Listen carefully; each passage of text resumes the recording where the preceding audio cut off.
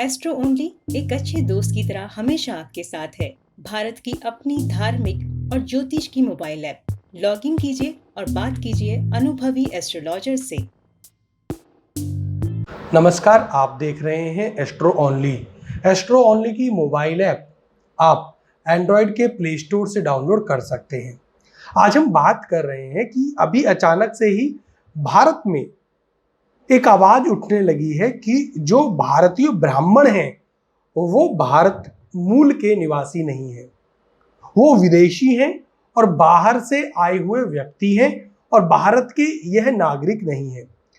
इसको लेकर कुछ शोध भी प्रकट किए गए और जब हम देखते हैं कि यह रिसर्च पूरी करने वाले लोगों की टीम, इसको जब आप करीब से देखेंगे तो इसमें आपको विदेशी समीकरण नजर आएगा।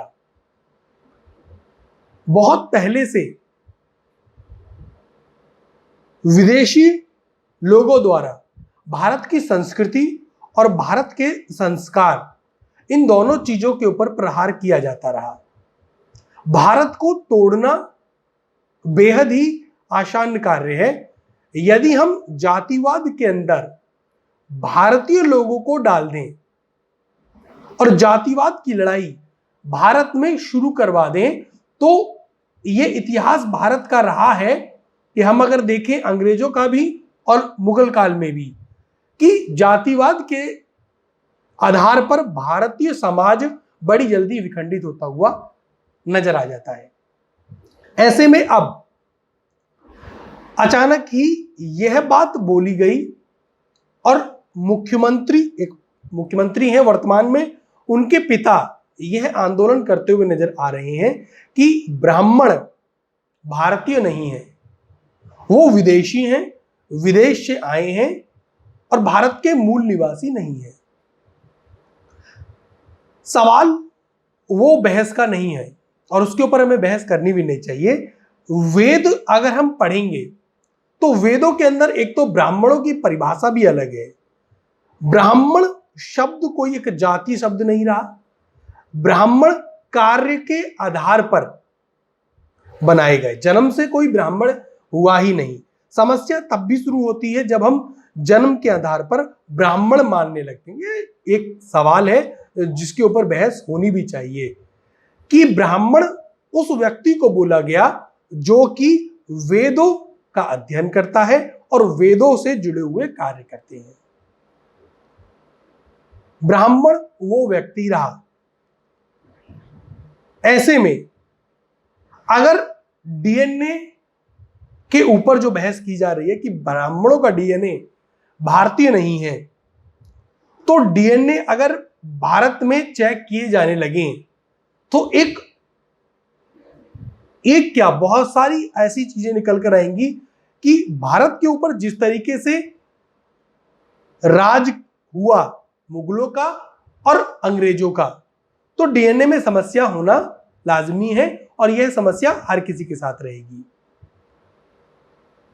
आने वाले दिनों में एक सीरीज तैयार की जा रही है जिसमें यह भी दिखाया जाएगा कि जो निचली जाति के लोग हैं वो भी ब्राह्मण लोगों से जुड़ते हुए नजर आए हैं। मुगलों के खिलाफ जब युद्ध हुआ तो निचली जाति के लोगों ने, जो अभी वर्तमान में घोषित की गई निचली जाति, लेकिन मुगल काल में वो सभी या तो राजपूत थे, क्षत्रिय थे या ब्राह्मण थे, वो युद्ध लड़ रहे थे अपने देश की आजादी के लिए। तो उनके सामने दो तरीके की शर्तें रखी गई उन योद्धाओं के सामने। उसके प्रमाण आने वाले सीरीज में एस्ट्रो ओनली आपके पास सामने लेकर आने वाला है। शर्तें क्या थी उन योद्धाओं के सामने कि या तो वो अपना धर्म छोड़ें या अपनी जान गंवाएं। तो उन लोगों ने जब अपना धर्म नहीं छोड़ा तो उन लोगों को ऐसे काम करवाए गए जो कि बेहद नीच काम होते हैं, गंदे काम होते हैं। पाखाने साफ करवाना, इस तरीके के काम करवाए गए। तो इतिहास में ये जानकारी शायद अगर मुख्यमंत्री जी के पिताजी शेयर करते तो ज्यादा अच्छी रहती, जिससे कि भारत के समाज की एकता और अखंडता जुड़ती। कि कोई भी निचली जाति व्यवस्था ऐसी वेदों में थी ही नहीं जो कि जन्म के आधार पर थी, जिसमें कि किसी को निचली जाति का घोषित कर दिया जाए।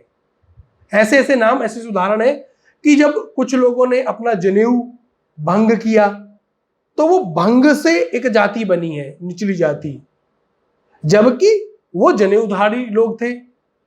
लेकिन काम उन्होंने धर्म नहीं बदला और युद्ध में वो पराजित हुए विदेशी मुगलों और इन सब लोगों से। तो उन लोगों ने जो निचले काम शुरू किए, इसलिए उन्होंने जनेऊ छोड़ दिया, जनेऊ भंग कर दिया। उसका भी इतिहास हम आगे आगे बताएंगे आपको। लेकिन ब्राह्मणों के ऊपर यह आरोप लगाना कि ब्राह्मणों ने कभी दूसरे वर्ग को आगे नहीं बढ़ने दिया, इस बात के उदाहरण भारतीय समाज में मौजूद हैं। श्री कृष्ण को ब्राह्मण के ही समाज में ईश्वर माना गया। यदि ब्राह्मण अपनी चलाता तो क्या उस स्थिति में श्री कृष्ण को भगवान घोषित करता? रावण की पूजा नहीं करवाई गई ब्राह्मणी समाज में, जो कि ये लोग बोलते हैं कि ब्राह्मणों का ये समाज रहा शुरू से ही, वेद और ये सब चीजें लिखी ब्राह्मणों ने ताकि अपने आप को सुपीरियर घोषित कर सकें। जबकि रावण ब्राह्मण होते हुए भी उसकी पूजन नहीं करवाया गया, फॉलो करवाया गया राम को। तो वो समाज में ये भी दिखा कि ब्राह्मण अपने आप को केवल मंदिरों तक ही सीमित रखे, पूजा पाठ तक ही सीमित रखा, क्योंकि ब्राह्मण जो वर्ण व्यवस्था थी वेदों में, वो वेदों का अध्ययन करने वाला व्यक्ति ब्राह्मण हुआ। भगवान नहीं घोषित किया अपने आप को। परशुराम जी की पूजा उतनी नहीं हुई भारत में जितनी की राम की और कृष्ण की हुई। तो यदि ब्राह्मण अपनी चला रहे होते तो उस शिव भी अगर हम देखें तो ये सब इतिहास हम आपके सामने लेकर आएंगे, राम का इतिहास और कृष्ण का इतिहास, शिव का इतिहास भी हम देखें तो शिव भी ब्राह्मण जाति से नहीं रहे। शिव भी जो जाति रही वो भी आपके सामने लेकर आएंगे, तो उनको भी भगवान घोषित करवाया और भगवान रूप में आज तक उनको पूजते रहे। तो ऐसा आरोप, और आज भी भारत देश में यदि हम ब्राह्मणों की स्थिति देखें तो बहुत अच्छी नहीं बोली जा सकती है, वो स्थिति दयनीय है आज भी। तो ये आरोप, एक तो समाज को बांटने का ये आरोप है कि ब्राह्मण विदेशी हैं, इसकी रिसर्च हम पर थोपी जा रही है ताकि भारतीय समाज को कमजोर किया जा सके। एस्ट्रो ओनली आने वाले दिनों में एक पूरी सीरीज लेकर आएगा, जाति व्यवस्था कैसी थी, क्या थी, और पूरा एकदम उसके सबूत आपके सामने रखे जाएंगे। इसलिए हमारी ये वीडियो आप जरूर शेयर कीजिए, और आने वाले दिनों में जो सीरीज आने वाली है ना, उसके लिए एस्ट्रो ओनली के यूट्यूब चैनल को सब्सक्राइब कर लीजिए। और हमारी मोबाइल ऐप आप एंड्रॉयड के प्लेटफॉर्म, एंड्रॉयड प्ले स्टोर से एस्ट्रो ओनली सर्च कीजिए, डिस्क्रिप्शन में नीचे आपको उसका लिंक दिया जाएगा, वो लेकर आएंगे। तो एस्ट्रो ओनली के साथ जुड़े रहें। ये पूरी एक सीरीज होगी जो आने वाले दिनों में आएगी, एक लंबी सीरीज रहेगी। आज का जो ये यूट्यूब ये वीडियो है, ये केवल एक प्रारंभिक भूमिका बनाने की कोशिश की गई है, और उस मिथक को हम तोड़ेंगे कि किस तरीके से भारतीय समाज को तोड़ने के लिए, हमारे संस्कार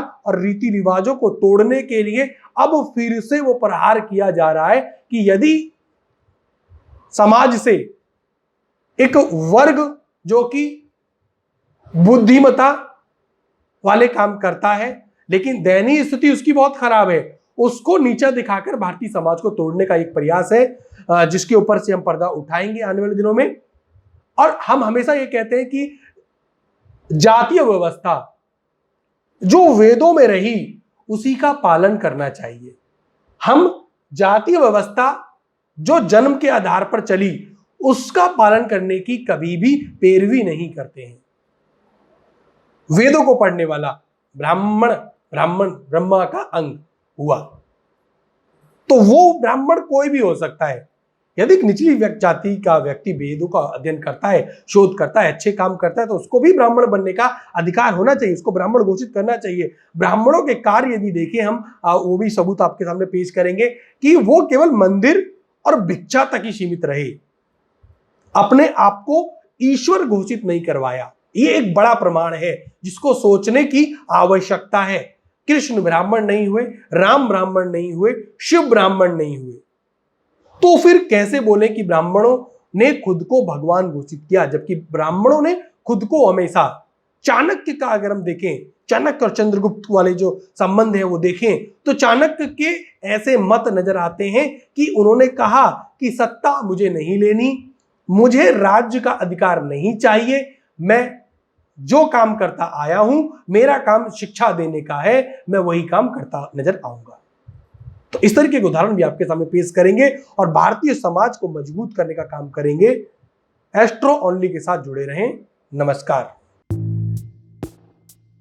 एस्ट्रो ओनली एक अच्छे दोस्त की तरह हमेशा आपके साथ है। भारत की अपनी धार्मिक और ज्योतिष की मोबाइल ऐप। लॉगिन कीजिए और बात कीजिए अनुभवी एस्ट्रोलॉजर से।